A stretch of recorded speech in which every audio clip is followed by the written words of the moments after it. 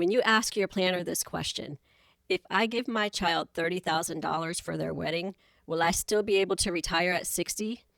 And that planner shows you how it would impact your numbers. Will you be upset? As planners, we have to have these hard conversations with our clients. So let's talk about it. Today's topic is going to make some of you uncomfortable, maybe even angry, and definitely spark conversation. We're talking about helping our adult children financially and when it's actually hurting you both. Because listen, your kids' financial struggles are not your emergency. Your retirement is. And I know that sounds harsh. I know it goes against everything we've been taught about family and sacrifice, but I'm going to show you the math. And remember, the math doesn't take relationships into consideration. Let's start with the elephant in the room. As Black women, we carry a specific kind of financial guilt that's rooted in generations of financial trauma and survival. We've watched our parents and grandparents sacrifice everything for us. They worked multiple jobs, they went without, they made a way out of no way so we could have opportunities. And now we have those opportunities. We're making 100K, 150K, and 200K or more.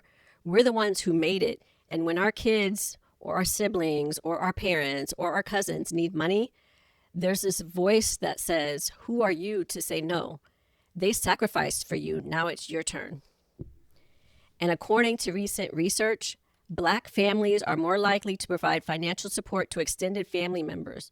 We're also more likely to support adult children. And we do it for longer periods of time than other ethnic groups.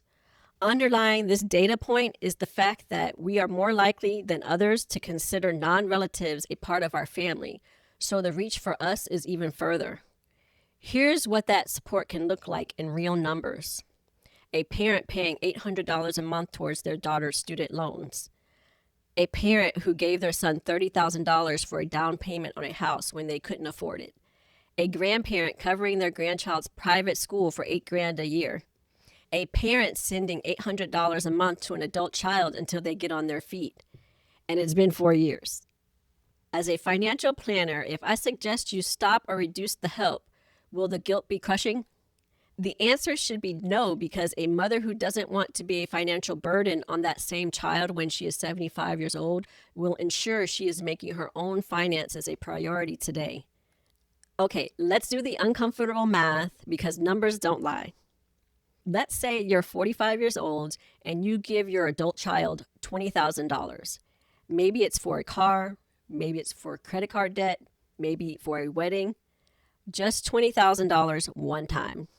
If instead of giving them that money, you invested it in an index fund averaging 8% returns, by the time you're 65, that $20,000 would be worth $93,000. But it's never just one time, is it? Here's an example scenario. You're 48 years old, and over the last 5 years, you've given your 28-year-old son $15,000 for a car, $8,000 to pay off credit cards twice, $500 a month average for help, which equaled $30,000 over 5 years, all totaling $61,000. If you had invested that $61,000 at the beginning and let it grow for 16 years until retirement at 65, it would be worth about $236,000. But wait, there's more. Because you're still giving your child $500 a month, that $6,000 a year over the next 17 years, that's $102,000.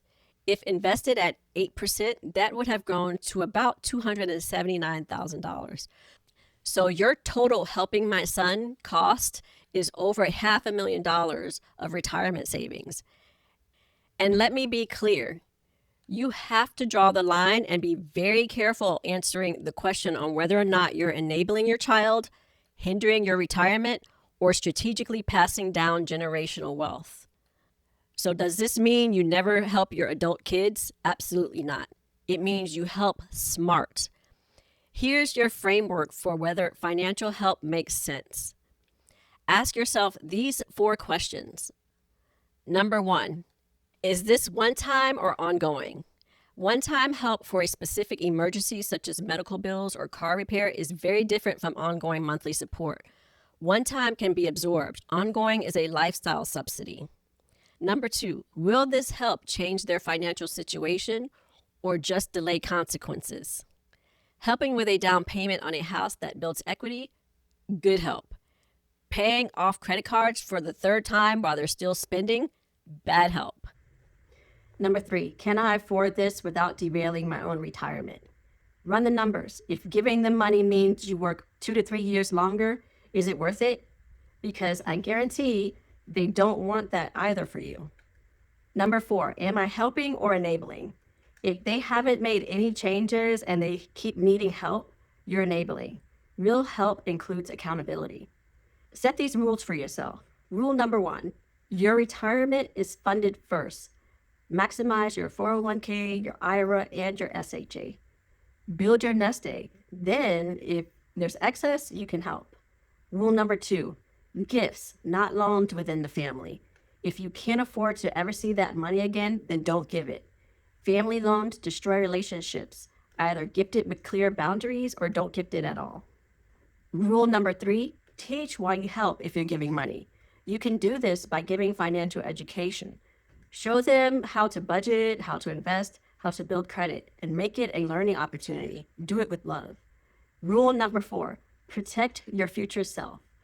Whatever you give, calculate what it costs your retirement. Ask yourself if this gift will hinder your plans. So, how do you say no or yes with boundaries? The hardest part isn't really the math, it's the conversation. Here's an example of having a talk with your kids. Script number 1 is saying yes with boundaries. You can say something like, I can help you with X dollar amount, but there are conditions. I need to see that you're making changes. You're budgeting, you're working extra hours, you're cutting expenses. This one-time thing to help you get on your feet is not a permanent subsidy. Can you commit to that? Script number 2 is what I call the reality check. You can say something like, I'm 48 years old. Let's make sure I'm set up first so I never have to become a burden to you. That last one hits different because it reframes the conversation.